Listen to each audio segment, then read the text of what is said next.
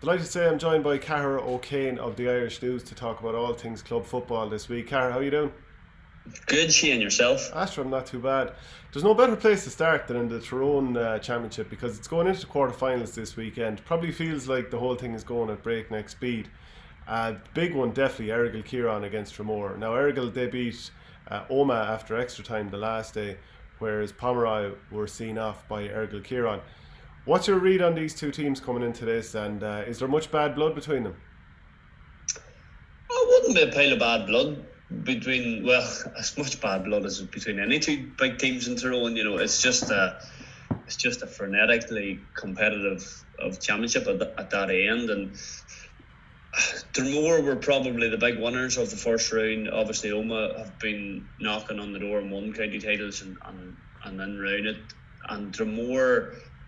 There'd be a feeling within Tyrone that Dromore probably have underachieved over the last few years, even though they're in a transition as well. They've had a lot of, new blood in over the last couple of years, and Ulster under 21 winning team has put a few fellas through, and they were never far away, but they feel they're improving again. But they hadn't won a first round game in 3 years, and obviously in a straight knockout championship that's disastrous. So they hadn't got over hurdle, and getting over Omagh was a big win for them. They just needed, psychologically, they needed to beat somebody, and they had tough draws as well. It had been one of the big guns every year that had put them out. They didn't get scalped as such by anybody, but they just badly needed that.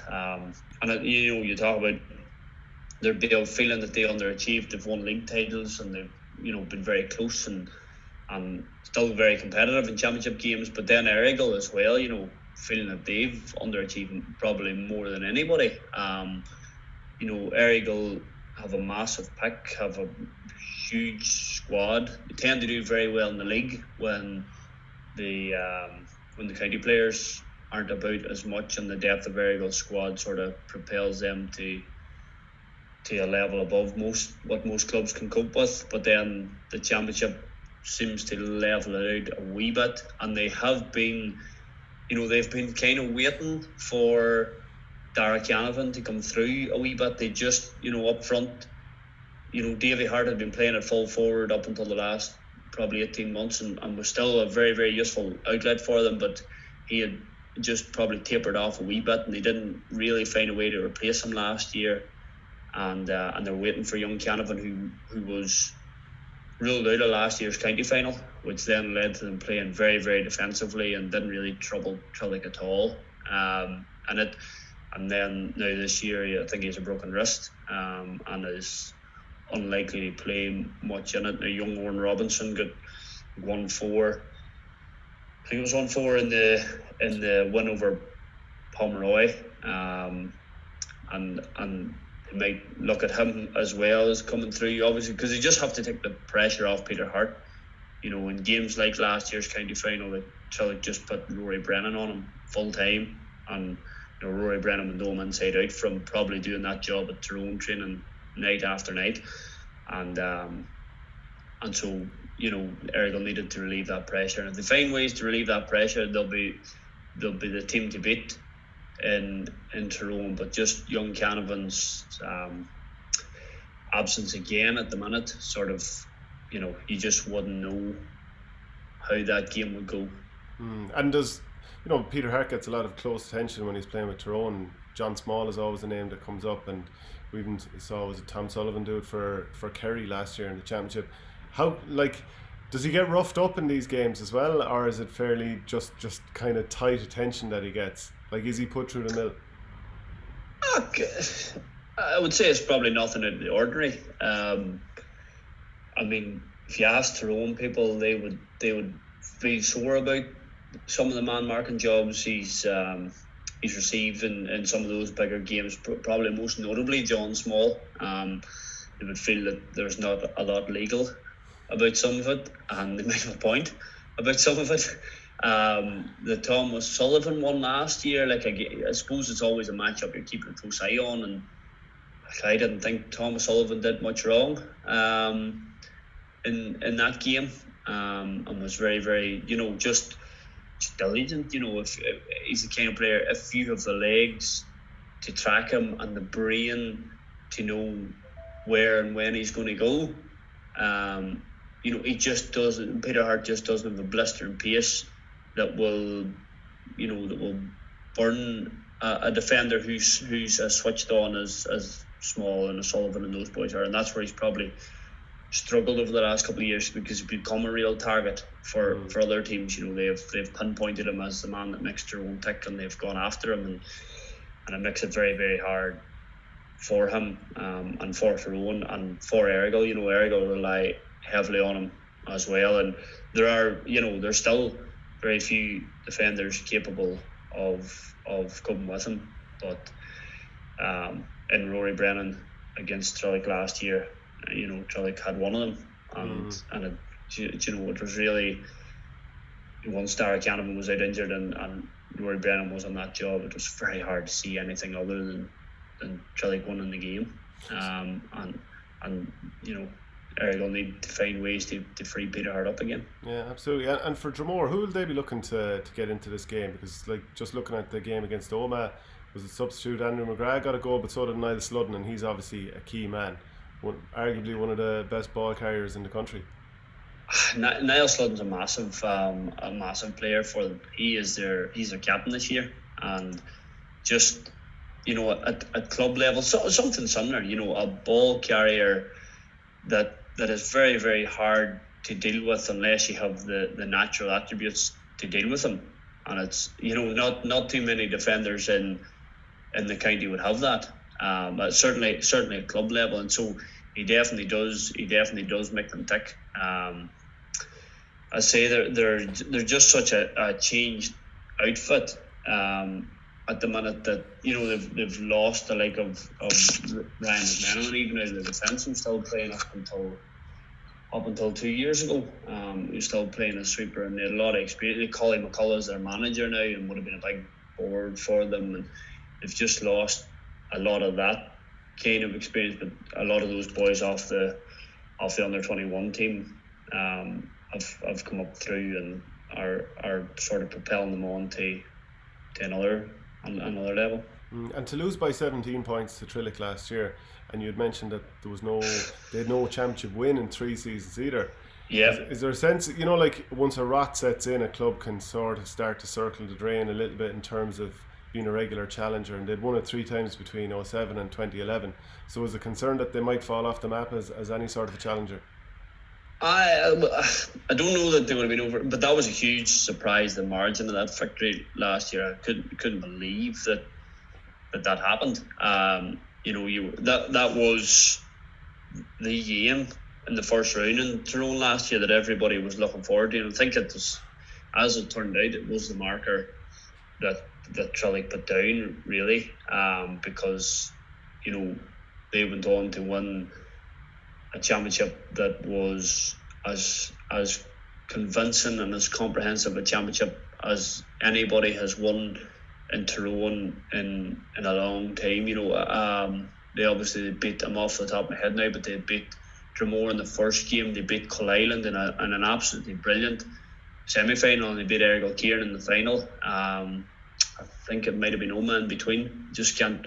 But they beat 4 of the very, very top sides round them. They didn't get a single soft game, and that is a very, very hard thing to do in Tyrone. And Trillick, probably marked themselves out as a wee cut above. They have they've obviously the two Donnellys, the 2 Brennans, Rory and Lee Brennan, the Darragh Gallagher, who's probably maybe not as much inter-county football as some would have expected him to have, and he's a very, very good wing halfback as well. And then they've there's a fella that plays full back for them, Rory Kelly, and every time I see him, he's one of those hugely impressive club players that just never seems to be fazed by anybody that comes into him. And he's think of a lot of the tools they have Kelly Clougher on Friday night. Kelly Clougher, another team that have been in finals and won finals in the last few years, and that's another huge game as well. So there's always plenty in Tyrone keep you can be guaranteed that no matter how lopsided or bad a draw might appear, you'll always get at least one game in Tyrone in every round where you think, I'd pay my money to go and see that. Yeah, and like Errigal Kieran, it's 2 out of the last 3 finals they've lost. Is there a bit of bridesmaid syndrome setting in there? I don't know. I think it's just the fact. I would say they would admit that they weren't good enough in either final to win them. They weren't. They were certainly second best last year. So I think bridesmaid syndrome only really applies when you're expected to win and you don't at least want. Do you know what I mean? That you're heavily fancied and you can't get over a line or something. But I would think that there'll be a day certainly that Errigal will get over the line, and it could well be this year if they had everybody fit. It's a tight window, and tight windows tend to suit them with their, the resources, with the depth of the squad they have. But it's just that wee bit of quality up front. If I say it's strange to be relying on, with the resources they have, on such a young lad as Dara Canavan. But I mean, if you watch him playing, he's just Peter on the clod, as we would say up here. Like, he's just, he's so similar. It's scary. Like, it's such a deadly wee finisher, and he's brave, and he's getting stronger, and he's going to be hard work for a lot of defences for a lot of years, I would think. Yeah. Do you see him becoming a mainstay very quickly of this Tyrone team? Like, later in the year perhaps could he be there in Championship?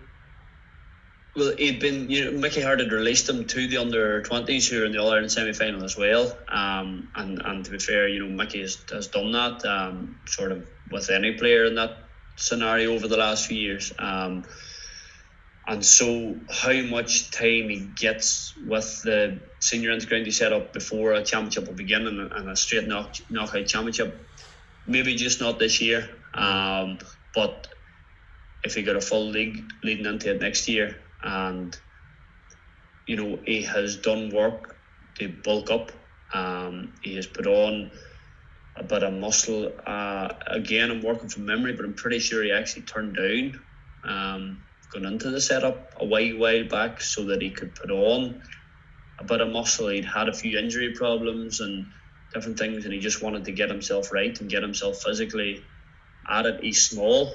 Father was small as well and never did him any harm, but different type of game now, and he's just such a natural finisher, just off both feet, and he drops it over the bar the exact same way. Like, you'd swear every second shot doesn't have the legs to get there, and it creeps a yard and a half over the bar with the goalkeeper. Just a real accurate finisher, and he'll be a serious player for Tyrone for a lot of years, you would think. Can you call this game?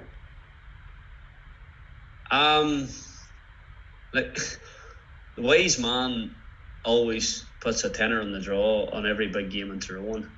I remember tweeting that about 4 or 5 years ago, and I remember a few boys said to me, like, I've followed my own advice. There's something like 5 draws in that year's championship between those big teams. Like, so if you're getting 13-2 every time and you're doing those big games as draw, like, call it probably Errigal marginally, but they're literally, I mean, you follow those games on Twitter if you're not at them, and there's so many of those games that literally seem to go into the 50th minute and it's 8-7 or 9-8 or 10-9, and you're waiting to see who gets the score that takes it away. Like, so there is really no call in a lot of those games. Genuinely, there's just so little to choose between 7 or 8 clubs there that good luck to you picking the winner. Pick the draw. Just pick the draw and you'll be alright. Do you reckon something similar with Trillick and Killyclahar? Like, Killyclahar beat Carrickmore 213-210.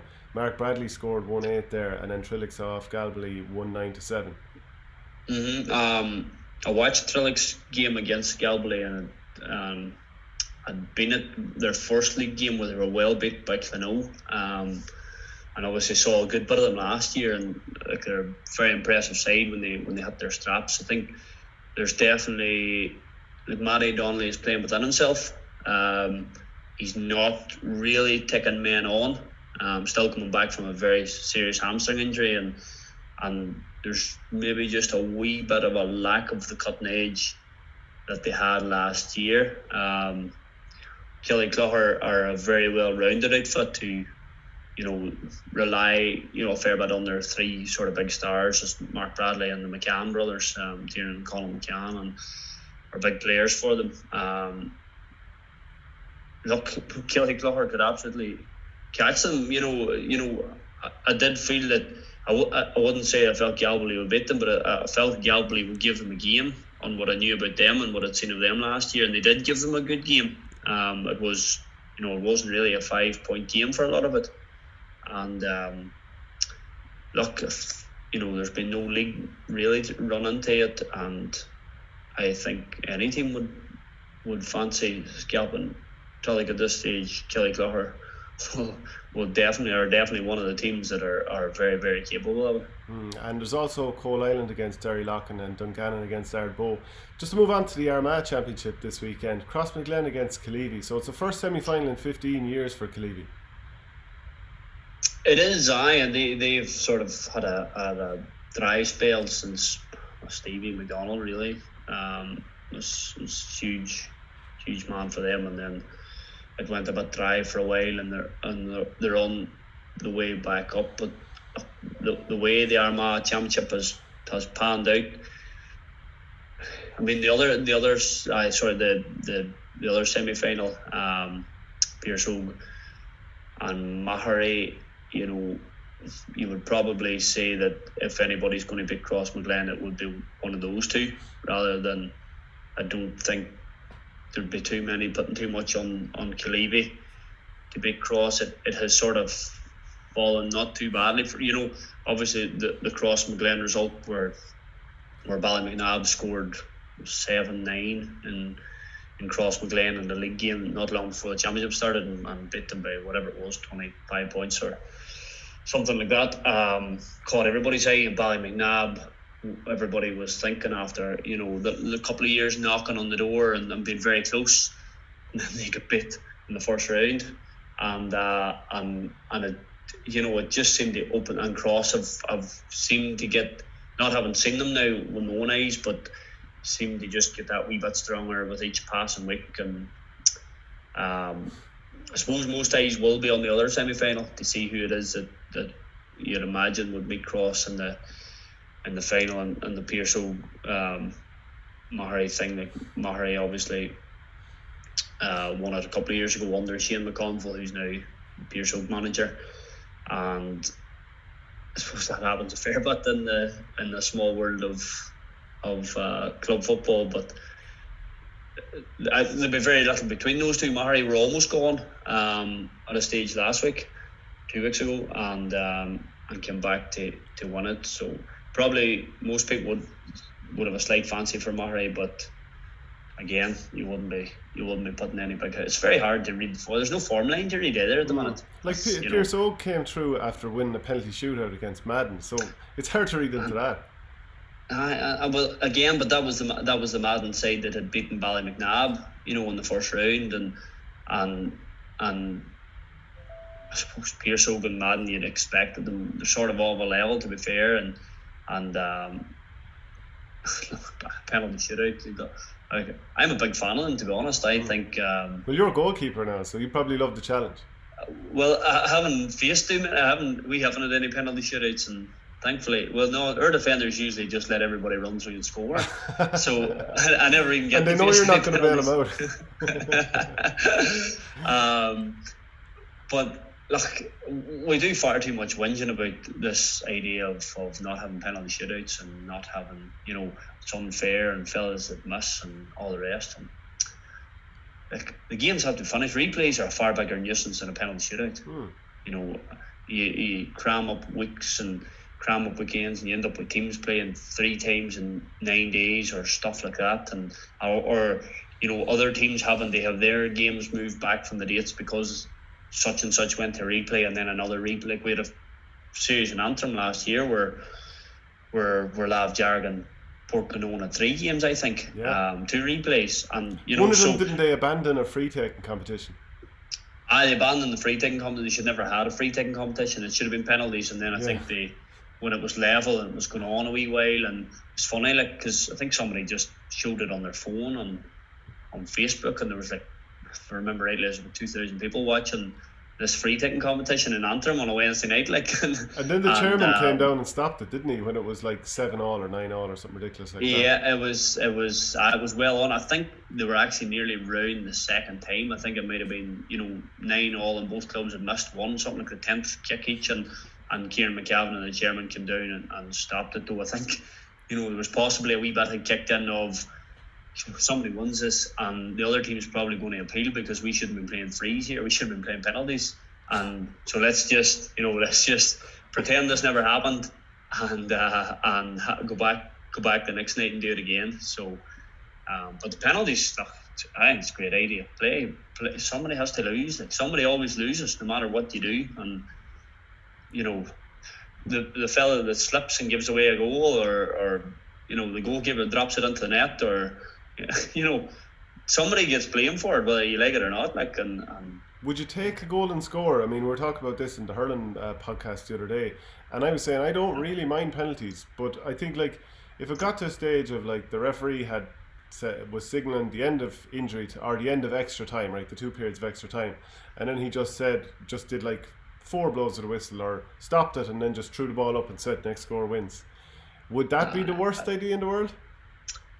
I think penalties is better than that. I think the problem with that is, you could have absolute or very, very little control over that if you're the losing team. Do you know what I mean? The referee could throw the ball up, midfielder catches it, maybe one good pass, and the ball could be over the bar before you have any. Do you know what I mean? What's wrong with it? But at least the penalty shootout, you have some opportunity to control the result. Do you know what I'm saying? That at least you're going to get 3 or 4 kicks yourself, whereas you might literally, this game you've been toiling for 2 games, you're after extra time, you're busted, and you might lose the throw in and you lose the game, like, and it just seemed like I would think that is more cruel. I think that's more heartless. I think you're more heartless. No, that may be true, but in this instance, I just reckon that at least the full team could potentially contribute to the rise or fall of your team in the next couple of seconds in terms of getting that goal and score. I think the drama would be unbelievable. Do you know what I was thinking of when I thought of this? I don't know if you watched the snooker semi-finals in the World Championship a couple of weeks ago. I saw good bits of them, yeah. And in the semi-final, Anthony McGill, for anyone who didn't see it, Anthony McGill was playing against Kyron Wilson, and it went all the way to the very last frame of the whole thing. I think they were on 16 all, and the last frame went to it lasted for a full hour, and one lad had gone a good bit ahead. Then he actually started missing the ball completely. He went to do a thin cut on a red and missed it, and I think it was just that sort of absolute panic set in because it's all right there on the line, you're still in the middle of play, and I just think a golden score, you'd end up with crazy situations where a guy is almost through on goal, tries to kick it over the bar and he skews it because of the intense pressure. I just think it would lead to just massive drama, whereas the penalty, a full team's effort could be distilled into a single man's kick or woman's kick, and that's kind of harsh. That's heartless. But, like, here, the fella that skews the kick wide is still a single fella. Yeah, but they have another chance. They still have another chance because the ball will go back into play. But if you miss the first penalty, like, you have another 4 chances. So, like, I can't agree. I think penalties is fair. I think, like, it gives you the opportunity to control what happens, both in terms of your penalty takers and your goalkeeper as well. It gives him a chance to affect the outcome too, but maybe that is a wee bit of bias. But anything bar a replay anyway. Anything bar another replay, disasters. Yeah. Nobody wants a replay. Everybody just wants to get on.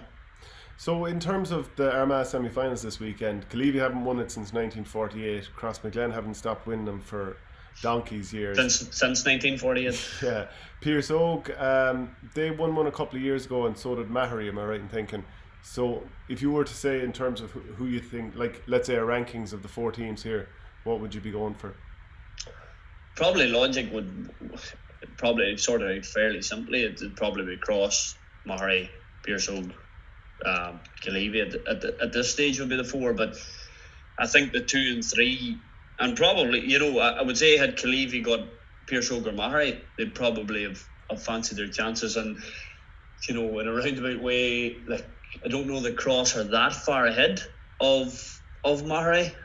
Do you know what I'm saying? It's just a sort of probably with their first semi-final in 15 years was probably the game Cleavey didn't need mentally.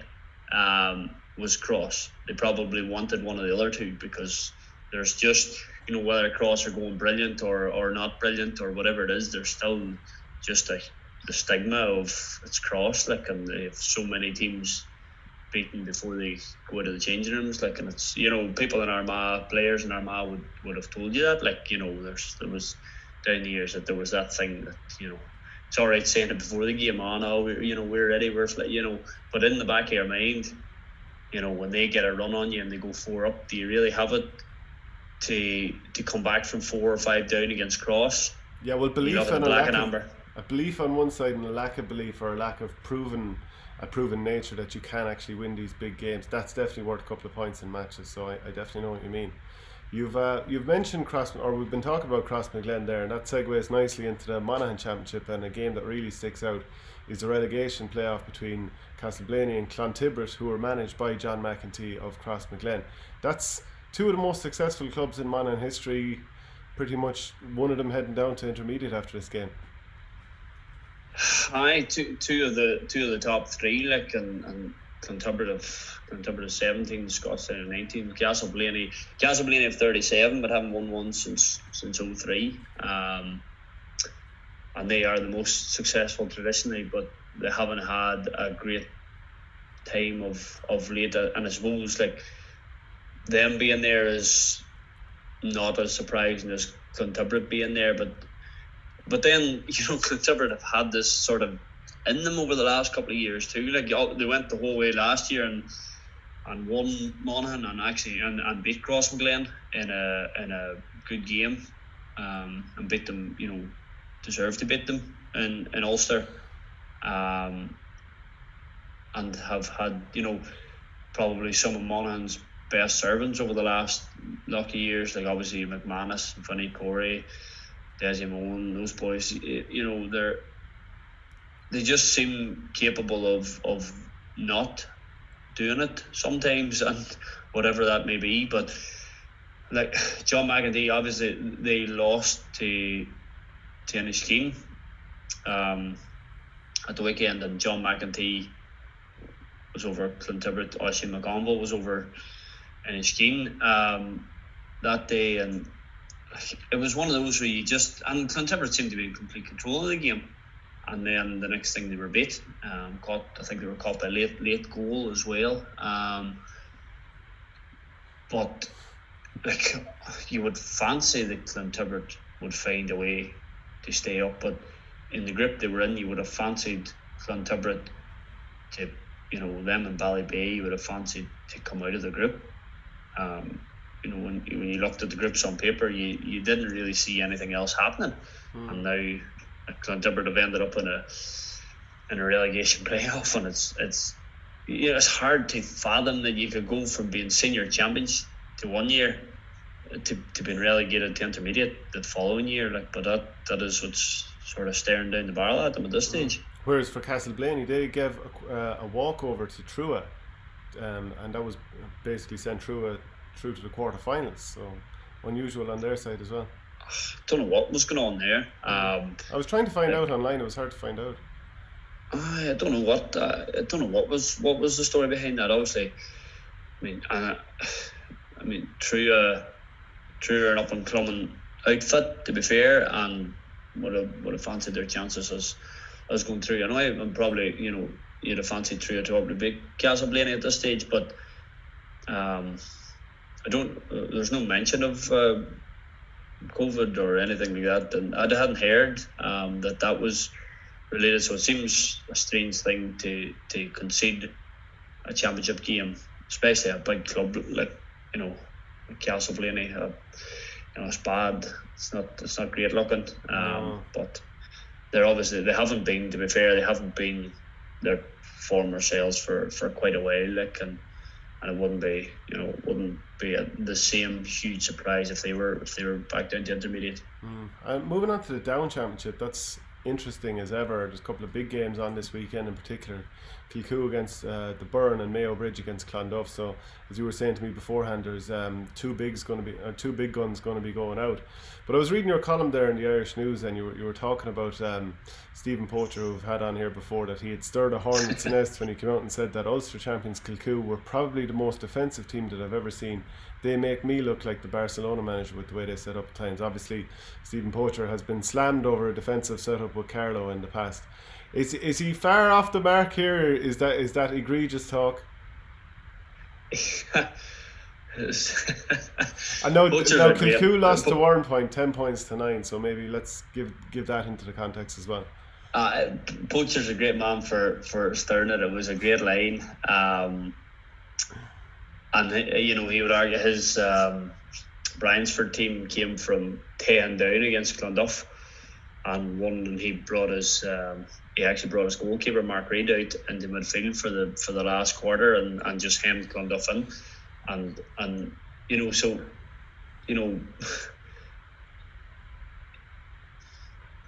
like Kilcoo are very good at defending, but like I watched, and I probably watched it from that viewpoint. I was at their game with Warrenpoint on Sunday evening, and there was a lot going on to watch. But I was taking a look at the way the two teams both defended, and then their shape when they created a turnover and where they were at on the field, and both teams were pretty much the same. There were times when Kilcoo were defending with 13 back with 2 up the pitch, 1.5 forward line, 1 inside, and then there were other times when they had 15 back. But Warrenpoint were the exact same, and to be honest, like, I don't think you would find too many teams that aren't doing that. Yeah, so Dublin included. Dublin included. So to say that obviously Poacher is stirring the nest a wee bit, and trying to psych the Kilcoo man out of it, which every team plays that way now. They all get their bodies behind the ball as quick as they can. They all shut off the space, and like Kilcoo, they played with one full-time sweeper. Niall McAvoy sat as the sweeper in front of their full back line, and when they attacked, times they attacked with 14 men. At times they'd only, when Warrenpoint dropped everybody back, Kilcoo pushed up on them. They didn't all stand back and wait on the game to happen. And so the most defensive team you've ever seen, it's all much of a muchness. It's how good you are at defending, and Kilcoo are very, very good at defending. They have some excellent individual defenders. They have to say probably 2 or 3 of Warrenpoint's back 6 really caught my eye. On Sunday night, Patrick Murdoch is a wee looking with down on their paddy tally, and I have to say he was outstanding. Played full back, got 2 points from full back, and was completely dominant in there. Ryan McLean. Did he go up and hit freeze as well? Yeah? Did he go up and hit freeze as well? I think I read that somewhere, that Paddy Murdoch. No, he didn't on Sunday evening anyway. He wasn't kicking any frees, but he probably, looking at his left foot, he probably could kick them all right. And then, but like Ryan McLean, who's been regular in the down team, was very, very good.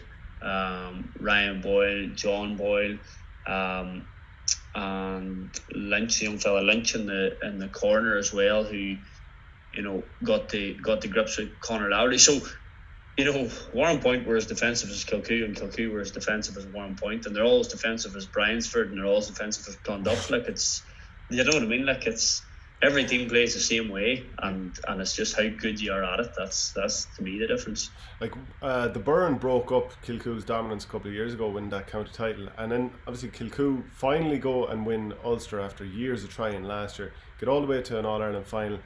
Extra time was obviously a bit of a blowout, but they matched Corofin, the 3 in a row champions, in normal time. Now, some of their key players are probably getting a little bit older, some of them not, but you kind of get the sense that they're able to go to the well and again. Sometimes a team achieves one of their goals, i.e. winning Ulster, and to some degree they might taper off afterwards. Well, certainly I don't really see any sign of Kilcoo completely dropping off, and I think, you know, they were very aggrieved by the defeat on Sunday night between refereeing decisions, and then the game being blown up, you know, early, in the sense of, I think there were 31 minutes on the clock in the second half, but that hadn't accounted for the 2-minute water break and then any stoppage time either. So yeah, at a point in it, they were just back up to 15 men. They'd played the previous 10 minutes a man short, and they would have felt they'd got something out of it. And the point being that, like, Kilcoo are like other clubs, you know, Slackneel and Derry or something similar, and probably a lot of the most successful clubs. You know, you can talk about processes and different motivations and different things. Like, some of the bigger clubs just love a cause. You know, they love something to get their teeth into, that the world hates us, and look, everybody hates us, and you know, something they drive. And Kilcoo love that, you know, and Slackneel love that, and other clubs love that. And like, I really think Sunday night could propel Kilcoo past. Well, look, the quality of that game the other night, I haven't seen too much of the other teams in Down at this stage, but the quality of that game the other night would suggest that if they bring that, both teams would be fairly hard to stop them meeting again somewhere down the line. I would think that the Warren Point and Kilcoo will both be right in the mix. And Kilcoo have had largely an upper hand on Byrne, but, you know, well, I say that, like, you know, Byrne very, very nearly had them gone last year. You know, had them gone in the semi-final, and I think it was possibly Jerome Johnson. They got a fairly late goal anyway, and came through. But then Kilcoo didn't play particularly well for a lot of the Down Championship, and didn't really play well up until the Ulster semi-final, and then took off. So they could win it within themselves. So you would still think that Kilcoo are the team to beat there, but there's others who'll close the gap on them a wee bit. Good stuff, Cahair. Cheers. Good man.